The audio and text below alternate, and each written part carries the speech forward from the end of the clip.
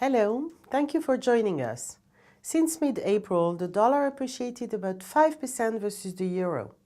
The move came as a surprise to many who thought that the euro-dollar pair was likely to converge towards purchasing power parity, currently estimated at 1.30 by the IMF. This rather consensual view was reflected in speculative positions on the euro that reached extreme levels on the long side, which in our view was a sign of rising vulnerability. But what triggered the move? Typical drivers of the pair include actual and expected trends in external accounts, growth and inflation dynamics, and relative monetary policy. Let's examine those drivers. First, external trade with a massive current account surplus in the Eurozone facing a huge and worsening deficit in the US. The gap between the two is expected to widen, which would constitute a powerful drag on the dollar. But critically, those expectations have not changed recently.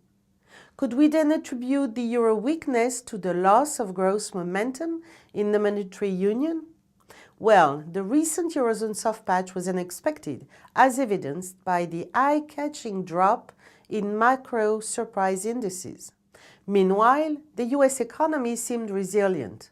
The deterioration in relative growth dynamics could explain the currency move, but the timing does not seem right. The euro held up well when the Eurozone macro backdrop was sharply disappointing, that is from February to mid-April. Since then, there may be some recorrelation at play, with growth regaining center stage as a currency driver. But moreover, we believe that the euro-dollar pair is recoupling with interest rates differentials. The relationship loosened in the second semester 2017 before reversing outright. The pair strengthened while the EMU-US interest rate gap turned increasingly negative, as if the forex market doubted that wide rate gaps could be sustained. The latest dollar upturn suggests that the investors are repricing the odds that central banks will stay desynchronized for long.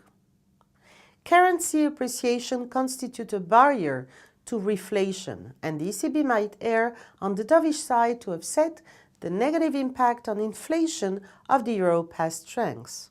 Meanwhile, the Fed seems eager to continue its policy normalization as inflation moves back to target.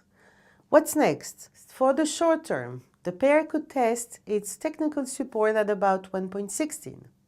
Longer term, we think that the US inflation picture will be pivotal. Thank you for watching.